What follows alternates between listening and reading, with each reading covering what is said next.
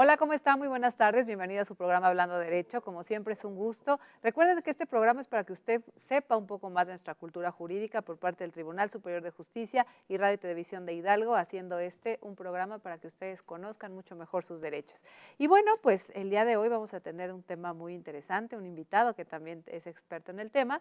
Y bueno, recuerden que estamos en redes sociales, en Facebook y en Twitter, en Facebook en Hablando Derecho y en Twitter @habla_derecho para que cualquier comentario, cualquier duda, pues aprovechemos este espacio. ¿Cómo estás, Saúl? Muy buenas tardes. Isabel, muy buenas tardes, ¿cómo estás? Es un gusto saludarte. Igualmente. Amigos de este sistema hidalguense de radio y televisión, muy buenas tardes, bienvenidos a una emisión más de su programa Hablando Derecho, este esfuerzo del Poder Judicial del Estado de Hidalgo y Radio y Televisión de Hidalgo para llevarle a ustedes lo más relevante de los temas jurídicos, ampliar la cultura jurídica y también el quehacer constante del tribunal. Como Isabel atinadamente lo refirió, hoy tenemos un tema que le va a llamar la atención por el hecho de que cambia nuestra noción de lo que era una investigación en el ámbito penal y que muchos nos quedamos con la idea de hablar de averiguaciones previas y hoy vamos a hablar de un nuevo tópico que es la carpeta de investigación. Este es su programa Hablando Derecho. Buenas tardes, bienvenidos.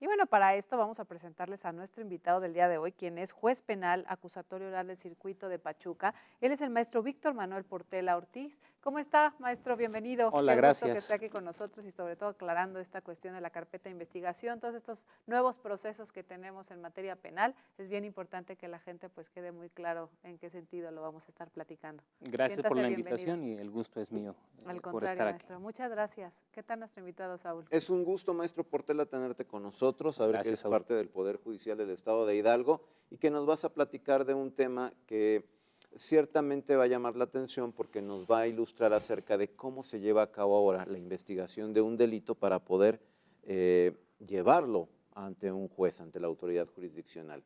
Y para que nuestros amigos del auditorio tengan una noción inicial de este tema, los invitamos a que compartan con nosotros esta cápsula.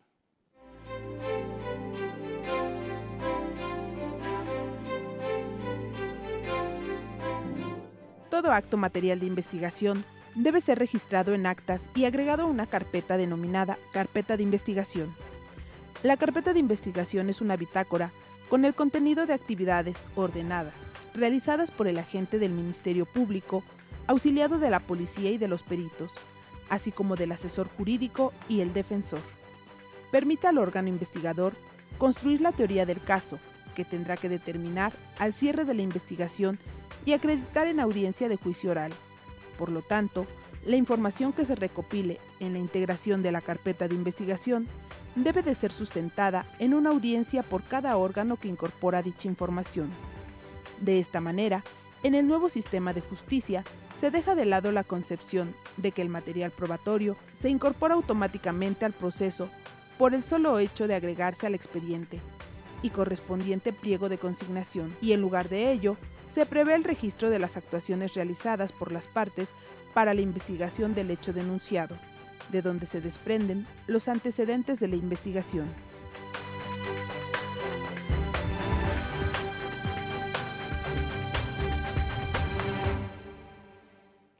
Bueno, pues vamos a entrar ya a este tema de la carpeta de investigación, maestro Víctor Manuel Portela, quien es juez penal acusatorio de este circuito de Pachuca, que nos platique qué es esto de la carpeta de investigación, ¿no? Todos estos cambios que ha habido en materia penal pues han sido enormes, entonces creo que es un nuevo lenguaje, una nueva forma de llevar a cabo pues este tipo de procedimientos. ¿Qué es la carpeta de investigación? Bien, debemos de partir del hecho de que en el Código Nacional de Procedimientos Penales no hay una descripción de lo que deba de entenderse por carpeta de investigación. Sin embargo, durante gran parte del código se hace referencia a la carpeta de investigación. El artículo 260 del Código Nacional establece que el antecedente de investigación es todo registro incorporado en la carpeta de investigación y que sirve de sustento para aportar datos de prueba. Esta es una referencia al concepto carpeta de investigación. El artículo 117 del Código Nacional de Procedimientos Penales establece las obligaciones del defensor y en su fracción cuarta establece que una de las obligaciones es analizar las constancias que integran la carpeta de investigación. Asimismo, el artículo 141 establece que al momento de solicitar una orden de comparecencia o de aprehensión, el juez de control deberá de girarla solamente cuando de los datos invocados por el agente del Ministerio Público que obran en la carpeta de investigación existan datos suficientes para establecer la existencia de un hecho que la ley señala como delito y la probabilidad de que una persona en particular lo cometió o participó en su comisión. Esta serie de referencias, aunadas a lo que establece el artículo 217 del mismo ordenamiento legal, que establece que el Ministerio Público y la Policía está obligada a registrar y agregar en una carpeta de investigación todas las actuaciones que realice con la finalidad de garantizar que la información obtenida es completa, íntegra y exacta, nos permiten concluir que la carpeta de investigación, como incluso se estableció en la cápsula, es esa bitácora o ese legajo, ese expediente donde deben de obrar todos los actos de investigación registrados que realiza el agente del Ministerio Público o la policía como un auxiliar del Ministerio Público en la investigación de hechos que la ley señala como delito. Y tiene relación con lo que es la fase de investigación, tanto inicial como complementaria, pues la carpeta de investigación se inicia con el inicio de la denuncia o querella y concluye con el plazo de cierre de investigación. Eso debe de entenderse como carpeta de investigación, esa bitácora, ese legajo que contiene todos los registros que por cualquier medio asientan policía o Ministerio Público de sus actuaciones en la investigación de delitos. Es decir, que las víctimas, ¿no?, en este caso de algún delito, lo primero que acuden con la denuncia, se inicia esta carpeta de investigación, lo que antes era una averiguación previa, ¿no?, por poner esa referencia. Así es, incluso físicamente no hay mayor diferencia entre una carpeta de investigación y una averiguación previa. Las diferencias son más en el plano jurídico. En el fondo son expedientes que van haciendo un acumulado de actos de investigación. Ok, entonces, como usted lo refirió, denuncia, querella, conocimiento al Ministerio Público, y entonces empiezan esas investigaciones con las facultades que el Ministerio Público tenga. Así es. Ok.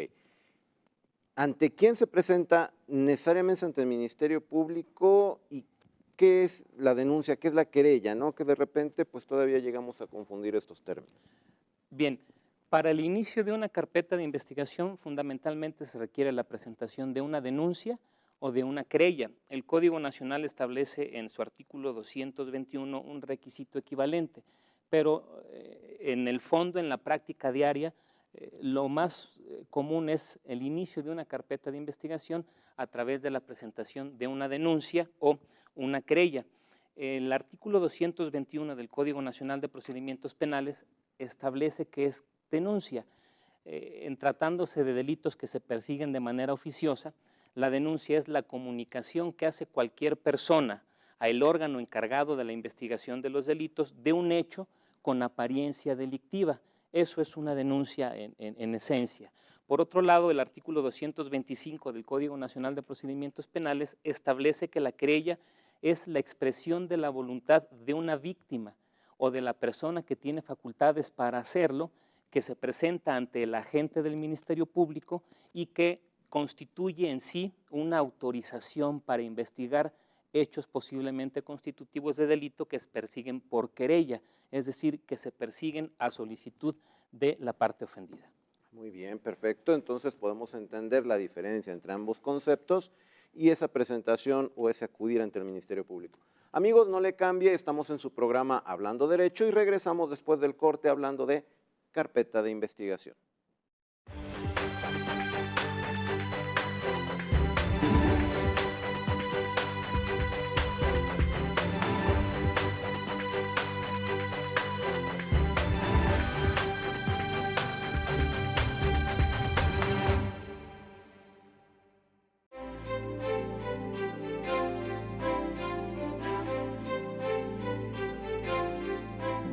Algunas características de la carpeta de investigación son: contiene datos de prueba, información elemental. Se utiliza para la determinación de actos procesales en la fase preliminar y como sustento de convicción en la audiencia de juicio oral. Participan en su integración la trilogía investigadora del delito, agente del Ministerio Público, policía y peritos. Permite construir y determinar la teoría del caso.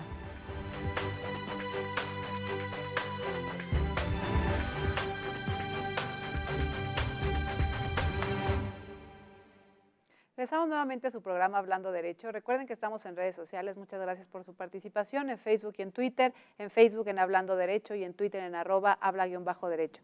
Estamos con el tema carpeta de investigación. Todos estos cambios que ha habido en materia penal, nada nuevo ya en nuestro estado. Sin embargo, es muy importante tener muy claro estos preceptos y sobre todo cómo se están formando. Y para esto tenemos al maestro Víctor Manuel Portela Ortiz, quien es juez penal acusatorio oral en este circuito de la ciudad de Pachuca, Hidalgo. Bueno, maestro, usted estaba comentando muy bien respecto a la carpeta de investigación, cómo se integra, cómo era el símil, ¿no?, con la averiguación previa. ¿Ante quién se hace esta denuncia o esta querella para iniciar la carpeta de investigación, que como bien usted refirió es el primer paso, ¿no?, para poderla integrar? Bien, tratándose de la presentación de querellas, esta debe de ser invariablemente ante el agente del Ministerio Público.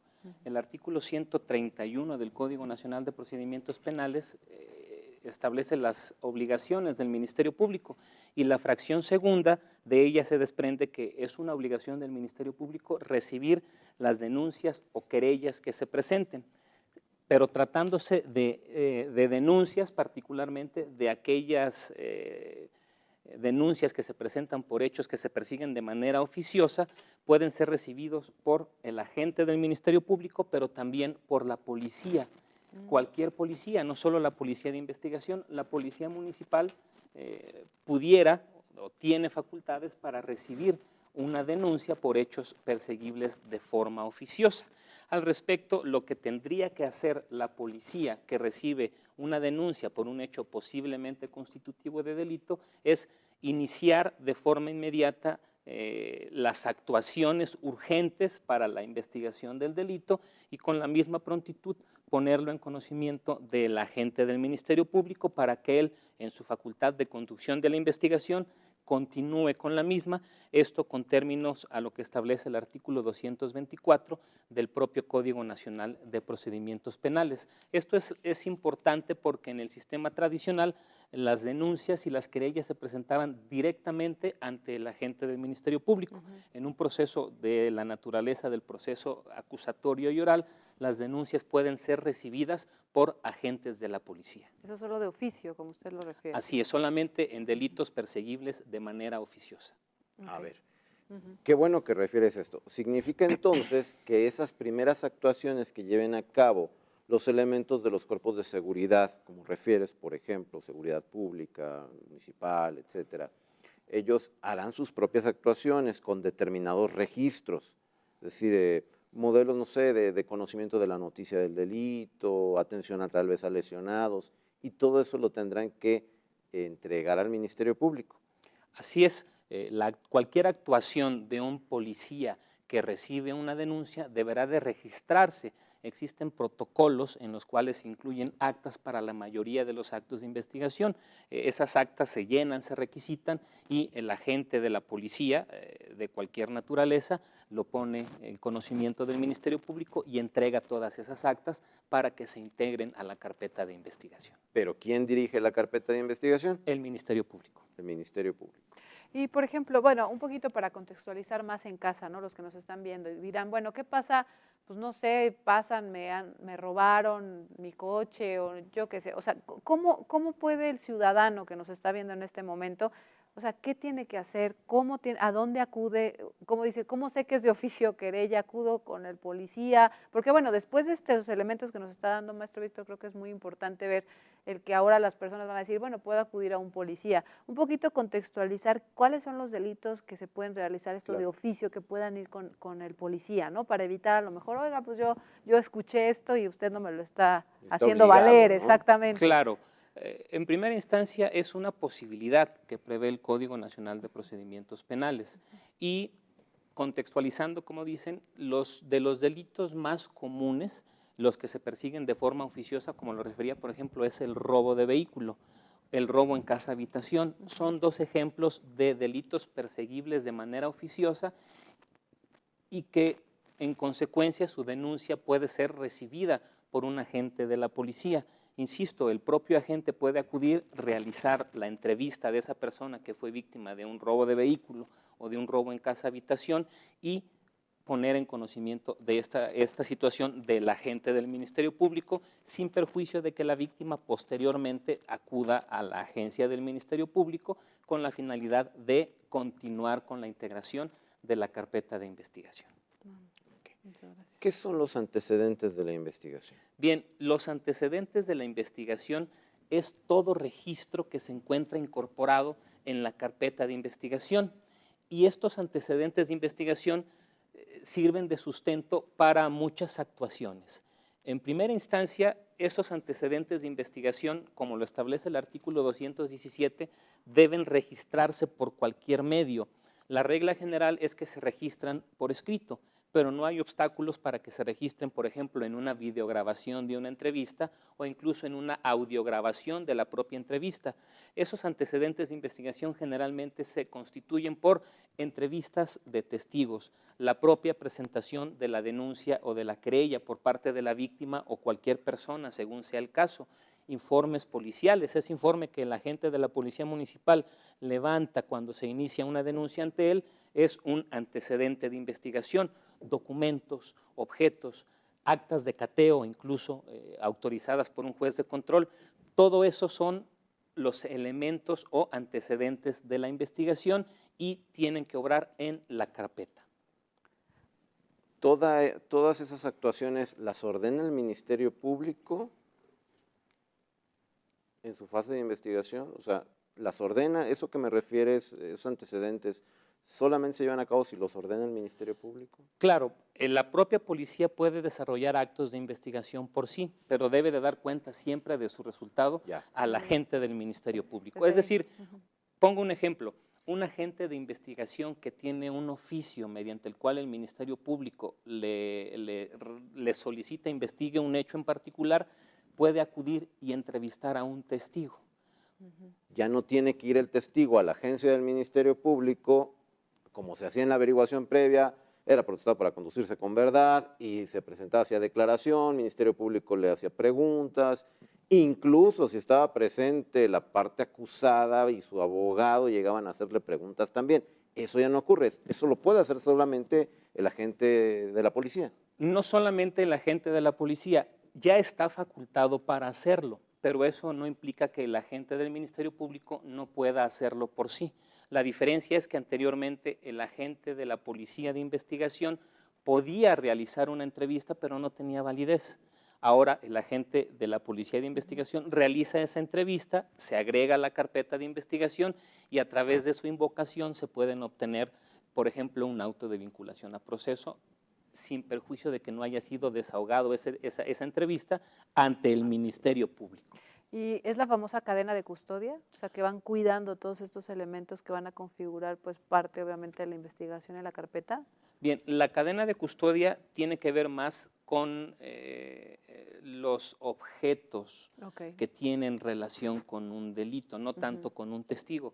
La cadena de custodia en esencia es un registro que permite garantizar que aquel indicio que fue localizado en un lugar es el mismo que va a llegar eventualmente incluso a ser presentado en una audiencia de juicio oral. Esto tiene mucho más que ver con el aspecto de la criminalística. Así es. El que se recoja un indicio en el lugar, debidamente embalado, el registro, que haya dato de quién lo entrega, quién recibe, se asegure todo esto, la etiqueta, los datos, para que no haya duda de que es el mismo medio de prueba o dato, o el indicio más bien, que fue levantado en el lugar, ¿no? Claro. Así es.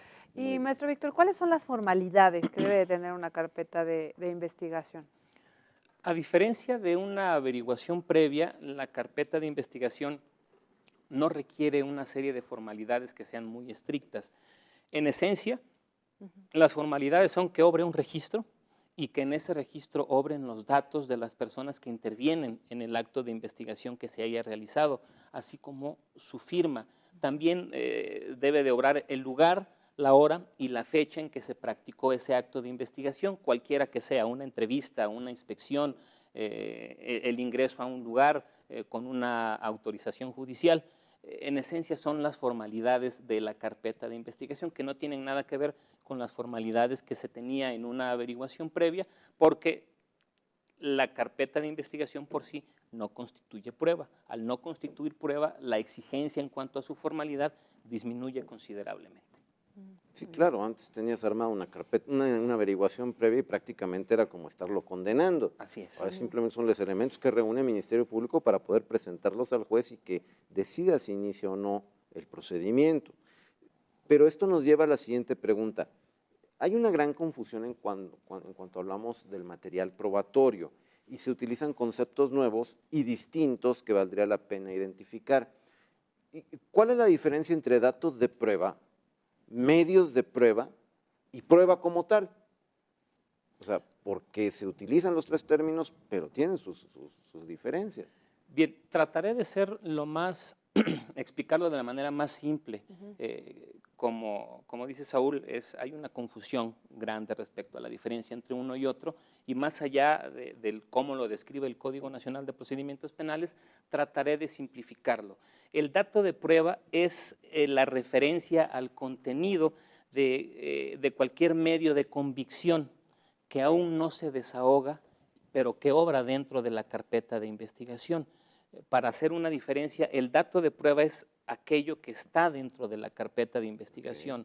La entrevista de un testigo es un dato de prueba. La inspección de un vehículo es un dato de prueba. Obra en la carpeta de investigación y el Ministerio Público ante el juez de control, por poner un ejemplo, invoca el dato de prueba con la finalidad de obtener, por ejemplo, un auto de vinculación a proceso. ¿Te parece si lo dejamos ahorita aquí y nos quedamos nada más con el concepto de dato de prueba? Vamos a ir a un corte y nos complementas la idea, ¿de acuerdo? Sí. Amigos, no le cambie, usted se da cuenta, está interesante el tema porque ya no es como pensábamos que era antes. No le cambie, estamos en su programa Hablando Derecho.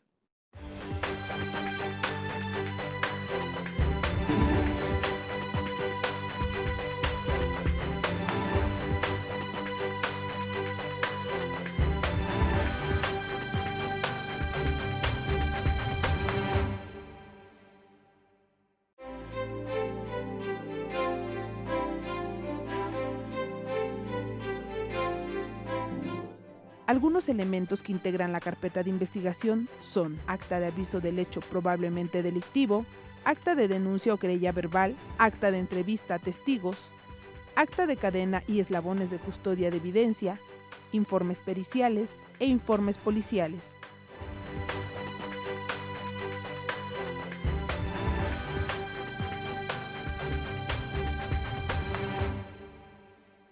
Regresamos nuevamente a su programa Hablando Derecho. Recuerden que estamos en redes sociales, en Facebook y en Twitter. En Facebook Hablando Derecho y en Twitter en @habla_derecho. Y bueno, estamos con el tema carpeta de investigación. Estamos con el maestro Víctor Manuel Portela Ortiz, quien es juez penal acusatorio oral del circuito de Pachuca. Hemos estado platicando qué es lo que integra esta carpeta de investigación, cuál es la diferencia con el anterior averiguación previa. Y bueno, ahorita nos estaba refiriendo, maestro Víctor, las diferencias entre un dato de prueba y también pues los medios de prueba, ¿no? Y vino un corte promocional, pero ¿nos podría referir un poquito más respecto a esto? Bien, ¿cuáles son las diferencias? Retomando, el dato de prueba es aquel que está en el registro de la carpeta de investigación y a través de él se puede establecer, por ejemplo, razonablemente la existencia de un hecho que la ley señala como delito o la probabilidad de que una persona en particular cometió ese hecho o participó en su comisión. Ahora bien, el medio de prueba tiene más que ver con la etapa intermedia. El medio de prueba es aquel dato de prueba que es ofrecido para su desahogo en la audiencia de debate.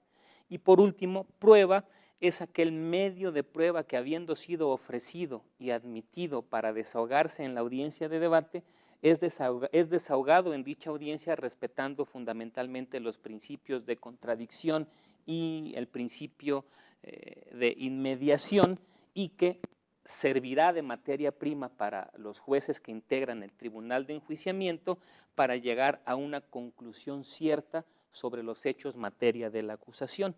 Ese medio de prueba se convierte en prueba, por ejemplo, cuando ese testigo que fue ofrecido y admitido declara ante el tribunal de enjuiciamiento.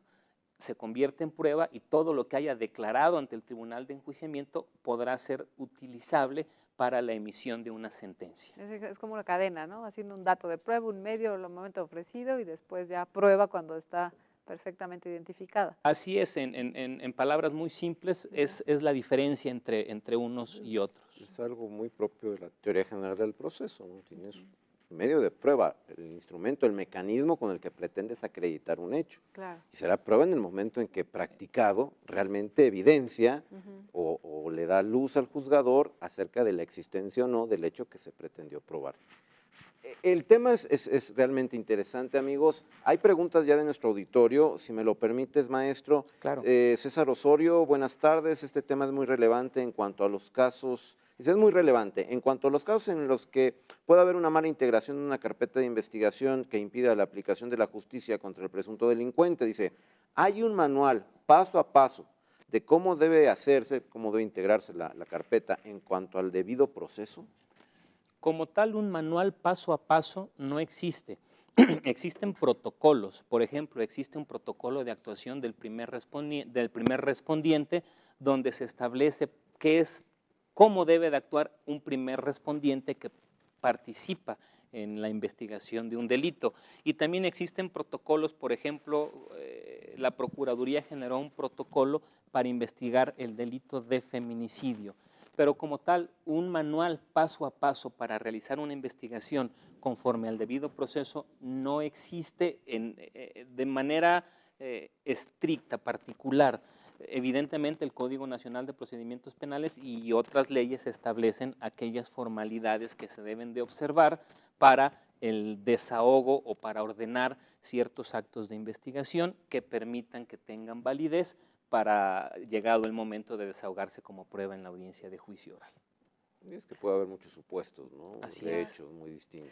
Y maestro Víctor, ¿cuándo la víctima puede tener acceso a la carpeta de investigación? ¿O la puede tener de origen o no tiene acceso a la misma? Claro, el artículo 109 del Código Nacional de Procedimientos Penales, en su fracción 22ª, establece que la víctima tiene derecho al acceso a la carpeta de investigación, a los registros que integran la carpeta de investigación, pero no solamente el acceso a los registros, sino incluso tiene derecho a obtener copias de esa carpeta de investigación en cualquier parte del procedimiento, es decir, desde la presentación de la denuncia o querella hasta la última fase del proceso penal. La víctima tiene derecho a esas copias desde que ella misma inicia la carpeta de investigación a través de la presentación de la querella o incluso de una denuncia. ¿Y qué pasaría si, por ejemplo, dentro de la carpeta ella ve que hay una prueba que a lo mejor, yo qué sé, o sea, que dice esta prueba no se tuvo que haber llevado así? ¿Hay algún medio que ella pueda impugnar alguna situación dentro de esa carpeta de investigación? ¿Algo que no le esté pareciendo, que no esté conforme exactamente? Dependiendo de la hipótesis, pero eventualmente puede acudir ante el juez de control como órgano de control, precisamente, a inconformarse sobre ciertas actuaciones del Ministerio Público, incluso respecto a omisiones por parte del Ministerio Público. Okay. Bueno, nos queda claro que si es la víctima quien presenta la querella o en su caso la denuncia, es la parte agraviada en la comisión de un delito, pues tenga el más amplio acceso a la carpeta de investigación para saber cómo va esa investigación y si el Ministerio Público está realizando o no su trabajo y todos los operadores jurídicos en esa etapa. Pero, ¿y el imputado? ¿La persona que ha sido señalada como autora de un delito puede tener también acceso a la carpeta? Sí puede tener acceso a la carpeta de investigación, pero en ciertas etapas o fases o en determinadas circunstancias. El artículo 20 constitucional en su apartado B establece los derechos de las personas imputadas, particularmente la fracción sexta de ese apartado B del artículo 20 constitucional establece en qué casos el imputado y su defensor tienen acceso a los registros de la investigación. El primer caso es cuando ese imputado se encuentre detenido, es decir, cuando se inicia una carpeta de investigación con persona detenida, desde ese momento el imputado tiene acceso a los registros de la carpeta de investigación. La otra hipótesis es cuando ese imputado no se encuentre detenido, pero el Ministerio Público pretenda recibirle una entrevista, es decir, cuando el Ministerio Público lo cita en sede ministerial a declarar el imputado tiene acceso o tiene derecho al acceso a los registros de la carpeta de investigación. Así también, antes de su primer comparecencia ante el juez de control, el imputado puede tener acceso a los registros de la carpeta de investigación, así como obtener copias de la misma. Es decir, una persona que está siendo investigada por el agente del Ministerio Público por hechos posiblemente constitutivos de delito, cuando es citada en libertad a efecto de que se presente ante el juez de control, a que se le formule imputación, es decir, a que el Ministerio Público le comunique de manera formal esos hechos por los cuales se le está siguiendo una investigación, tiene derecho al acceso a los registros de la carpeta de investigación y a copias de la misma con la debida oportunidad, con la finalidad de preparar una defensa adecuada. A ver, déjame ver si entendí. ¿Puede ser que el Ministerio Público no considere la posibilidad de mandarlo llamar a sede ministerial para realizarle una entrevista y que el Ministerio Público considere que con los datos de prueba que existen en la carpeta sea suficiente para acudir al juez de control? ¿Qué le notifican al imputado? ¿Le dicen, sabes qué, tienes que venir a una audiencia ante el juez de control para una imputación? Así es, el Ministerio Público, en la cápsula, en alguna de las cápsulas, se hablaba de un pliego de consignación. Ese pliego de consignación era característico del sistema tradicional. Ahora no hay un pliego de consignación, ahora hay una solicitud que el Ministerio Público hace por escrito generalmente, aunque puede ser por cualquier medio, ante el juez de control, solicitando que se cite a una persona a efecto de formular la imputación. Y el juez de control cita a esa persona que tiene la calidad de imputado para que se presente en las instalaciones del juzgado con la finalidad de que se le formule imputación. En esa citación se le deben de proporcionar los datos del agente del Ministerio Público que está solicitando sea citado a efecto de que acuda ante ese agente del Ministerio Público y éste le otorgue acceso a la carpeta de investigación, así como copias de la misma.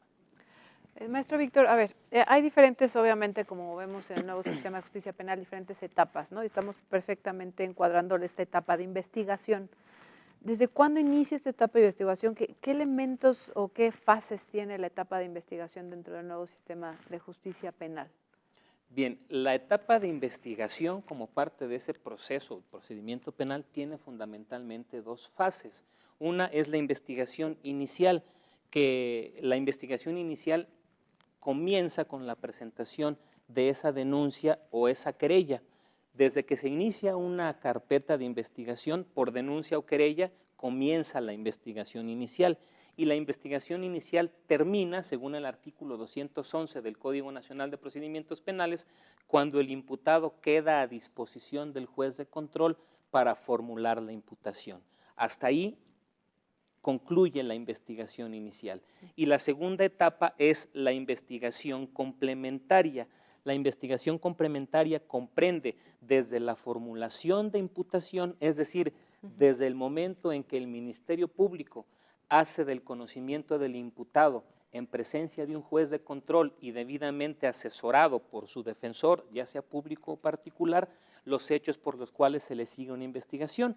Ahí inicia la investigación complementaria y la investigación complementaria termina una vez que se ha cerrado la investigación. Para aclarar, el artículo 321 del Código Nacional de Procedimientos Penales establece que en aquellos delitos cuya pena máxima no exceda de 2 años, el Ministerio Público, una vez que se dicta un auto de vinculación a proceso, tiene hasta 2 meses para continuar investigando. Si el delito tiene una pena que excede de 2 años, tendrá hasta 6 meses para continuar investigando. Una vez que se agoten esos 2 o 6 meses, se cierra la investigación complementaria y es ahí donde termina la fase de investigación. ¿Qué diferencia, como era antes, con la averiguación previa, en donde de repente ya la mandabas al juez y el imputado, en aquel momento el acusado, pues andaba estamparándose porque no sabía si iba a haber una orden de aprehensión en su contra? Amigos, el tiempo se va muy rápido, vamos a un corte nuevamente y regresamos a cerrar este tema tan interesante de la carpeta de investigación. No le cambie.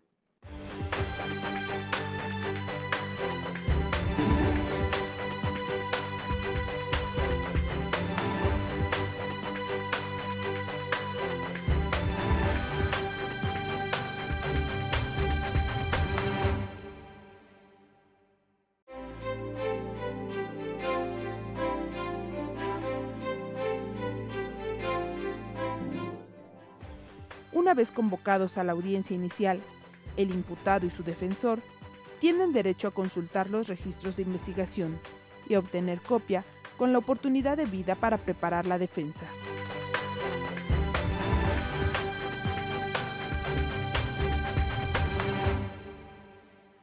Regresamos nuevamente a su programa Hablando Derecho. Estamos con el tema carpeta de investigación y nos acompaña como invitado el maestro Víctor Manuel Portela Ortiz, quien es juez penal acusatorio oral del circuito de Pachuca. Y bueno, maestro, este es el último bloque, se nos ha pasado rapidísimo, pero bueno, se ha referido qué contiene la carpeta de investigación, cuál es la etapa, muchísimos sectores y fragmentos que usted nos ha referido.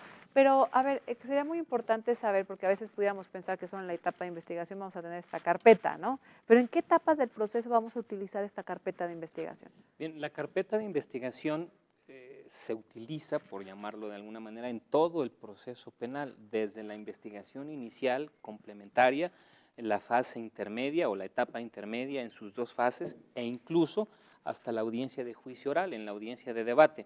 ¿De qué forma?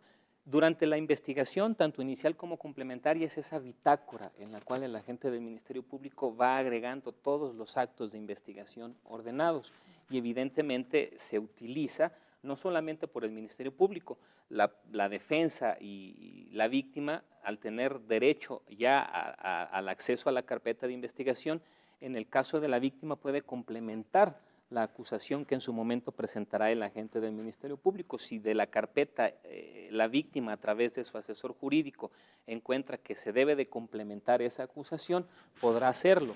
Y es de utilidad también para la defensa a efecto de ir preparando precisamente su teoría del caso y su postura defensiva. En la etapa intermedia sirve también la carpeta de investigación porque al ser la carpeta de investigación objeto de descubrimiento probatorio, permite a las partes preparar esa etapa intermedia. Y en la audiencia de debate, en la audiencia de juicio, las partes también tienen como una herramienta de litigación la carpeta de investigación. Es cierto que nada de lo que obre dentro de la carpeta de investigación se puede considerar como prueba, salvo algunas excepciones. Sin embargo, es una herramienta para hacer patentes técnicas de litigación como es apoyo de memoria, evidenciar o superar contradicción. Pongo un ejemplo muy breve. Si un testigo, llegado el momento de del desahogo de su testimonio en la audiencia de debate, en razón de que ya pasó algún tiempo desde el momento en que apreció el hecho, no recuerda alguna circunstancia en particular, si el agente del Ministerio Público, habiendo ofrecido él ese testigo, debe o considera necesario obtener esa información que obra en la carpeta, pero que el testigo no ha podido recordar, puede utilizar esa carpeta como una herramienta para apoyar la memoria del testigo, sin que esto sustituya su testimonio. Claro. Es solamente eso, una herramienta para apoyar la memoria del testigo. Se permitiría una lectura solamente de la parte particular que no recuerda ese testigo. Una vez realizada la lectura, generalmente se formula la pregunta que no pudo responder y entonces, habiéndose apoyado la memoria del testigo, responde a la misma. Incluso hasta esa etapa se encuentra presente la carpeta de investigación. Su utilización no es exclusiva de la etapa de investigación. Como su nombre lo dice, ¿no? Pudiera parecer. Así es. Brevemente, y antes de la siguiente pregunta, yo refería, hay muchos conceptos nuevos que se manejan en el procedimiento penal acusatorio de corte oral, y que incluso, no solamente la gente, sino incluso los abogados desconocen. ¿A qué te referías con descubrimiento probatorio? Bien, el descubrimiento probatorio es la entrega material por parte no solo del Ministerio Público, eso lo referiré, pero para ejemplificar, el descubrimiento probatorio es la obligación que tienen las partes de descubrir aquellos antecedentes donde obren los registros de los medios de prueba que pretenden ofrecer para su desahogo en la audiencia de debate. El Ministerio Público está obligado a entregar copias de la carpeta de investigación íntegras al imputado y su defensor y también a la víctima, pero no solamente copias de la carpeta de investigación, sino también tiene que darle acceso a la evidencia material, por ejemplo, que sea parte de la investigación, a efecto de que el defensor pueda preparar adecuadamente la defensa de los intereses que representa. Bueno, hemos escuchado mucho el papel que tiene el Ministerio Público, ¿no?, en esta carpeta de investigación y bueno, pues tiene bastantes facultades dentro de la misma. Pero ¿qué facultades tiene el juez de control en esta carpeta de investigación? Bien, el juez de control no tiene injerencia en la carpeta de investigación. La carpeta de investigación corresponde exclusivamente al agente del Ministerio Público.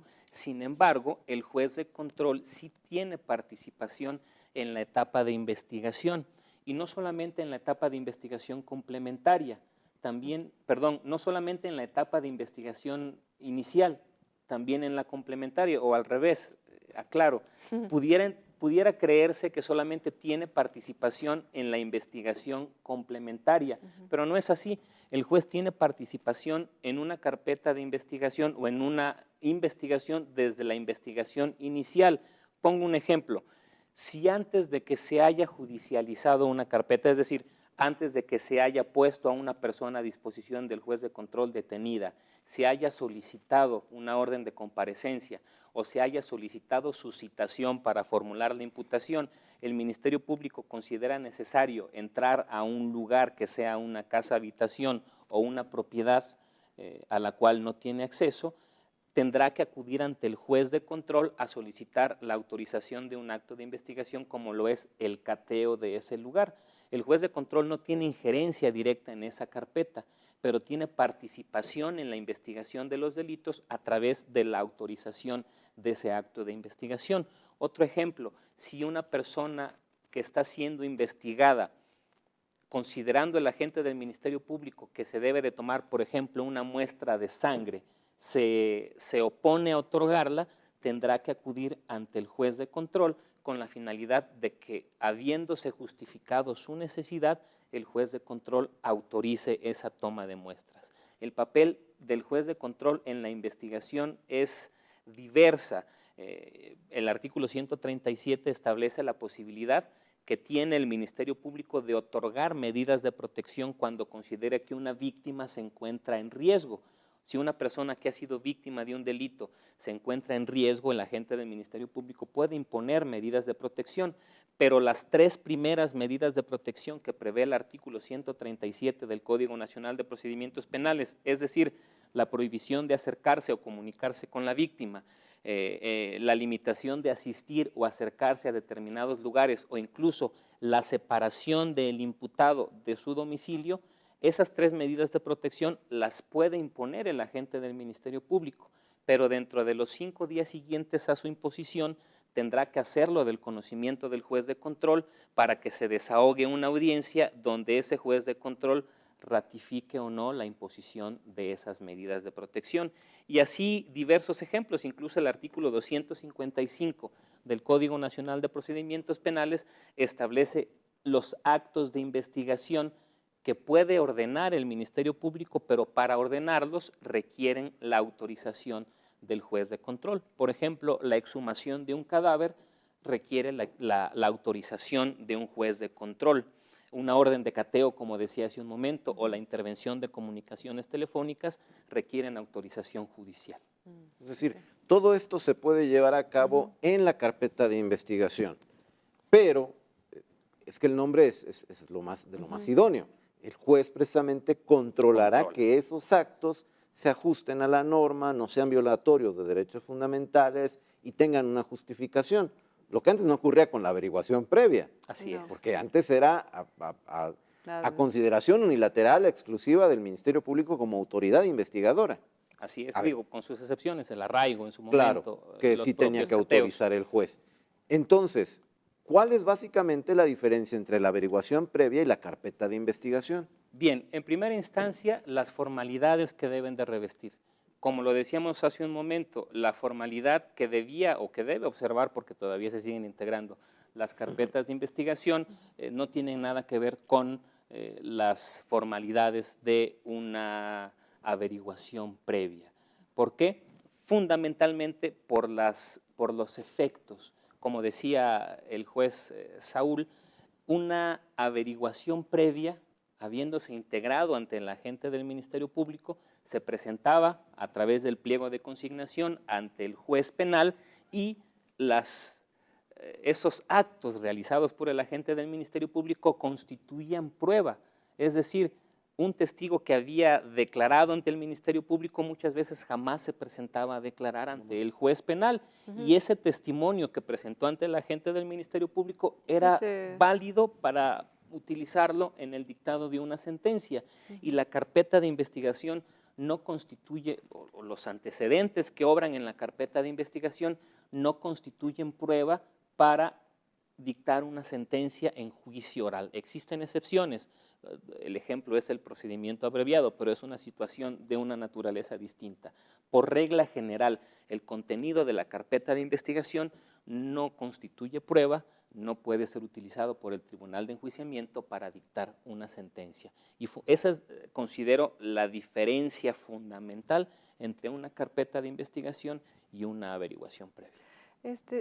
Juez Víctor Manuel, ¿qué opina respecto, cómo ve a la ciudadanía que conceptualiza este nuevo sistema? Si bien se ha escuchado muchas ventajas, pero también desventajas, usted desde su trinchera, ¿no?, que es un operador pues fundamental para que esto funcione, ¿cómo ha determinado que el sistema tradicional o este nuevo sistema de justicia penal pueda beneficiar a la ciudadanía que hoy nos está viendo?